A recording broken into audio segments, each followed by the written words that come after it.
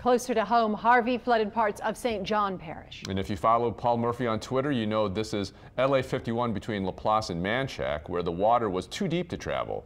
Paul joins us live now with an update on the conditions there. Good evening, Paul. Good evening, Todd, Karen. There are quite a number of these high water signs scattered across St. John Parish tonight. We are on Peavine Road, just off of Old Highway 51 north of LaPlace. As you can see, the road is underwater tonight. We're told that the maximum depth of Peavine Road is between 8 and 12 inches. There are homes and camps on the other side of this road. As you can see, it is tough to get back there tonight unless you have some sort of high water vehicle. The only way in and out of the Frenier Landing fishing village is barely passable as heavy rains from Tropical Storm Harvey dumped close to 12 inches of rain on St. John Parish since Sunday. John Law has a camper on the other side of the flooded out Peavine Road. My understanding of the way it works, launcher train drains into the swamp when the tide's real high, and then it covers the road. So it hasn't really washed out anything. There's not any current that I've seen. Old Highway 51 also took on water.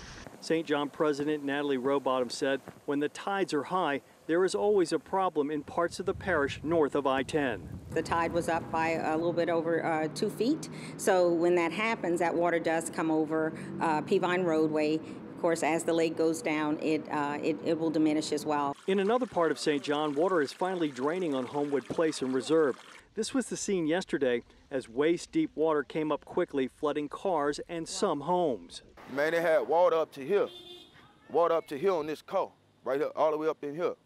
You can still see how it wet in the inside, like the front of this car here would dip down in the water. Terry Porter grabbed a boat and helped family members trapped at the railroad tracks get to their homes. Porter's niece, Wenda Leash, said the boat ride was fun, but the flooding was kind of scary. If it was going to keep raining, it was going to be like all the way back in our driveway.